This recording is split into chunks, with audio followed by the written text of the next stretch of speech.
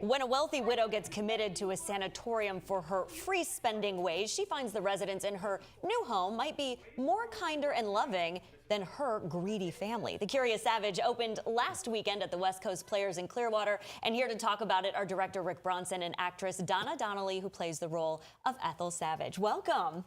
Good to have you here. And congratulations. I hear you guys had an incredible Sunday. Yes, we sold out. Sold out. That's wonderful. So tell us a little bit about this play. It's about a widow whose husband leaves a lot of money with her in charge of it. So she kind of takes it and puts it away because the kids of her husband aren't the best. Okay. We'll leave it at that. And so they commit her to try to find out what she did with the money.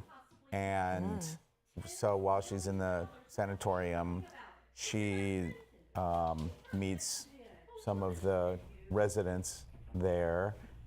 And the family, the siblings keep dropping by to see if they can get her to explain, or if they can get her to give up what she did with the money. Yeah, they're trying to find that money. Exactly. Yeah. And it's a comedy. It's meant to be funny. It is a comedy. And one of the nice things about it is the author, John Patrick, insists that you don't use the afflictions as part of the comedy.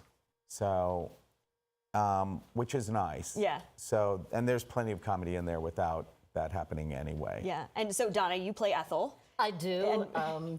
And she's a senior woman, so I can relate to that.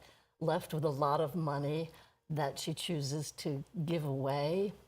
And we were talking about the theme of the play earlier, and I think, like all good scripts, it identifies the human condition and the kindness that my character finds in the sanitarium is pretty profound. And I think the audience will leave realizing that it's very, very small gestures that impact us, not the big, kind gestures, but the everyday. Like my character at one point says, take an umbrella, it's raining, or hurry back, I'll miss you. Or even at one point she says, watch your step, you'll break your neck.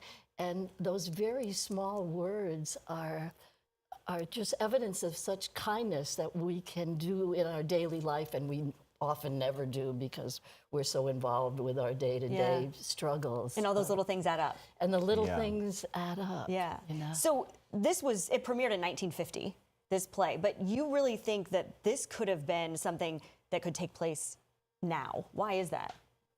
Because of the money. So, no, I do think, well, it's one of the residents has PTSD. And it's funny because as I was researching it, I decided to go ahead and do it taking place in 1951, as opposed to updating it to modern time, because the afflictions back then, there was a lot, we understand a lot more now about, things that then were considered afflictions, and things wrong with you that aren't necessarily the case now. Yeah.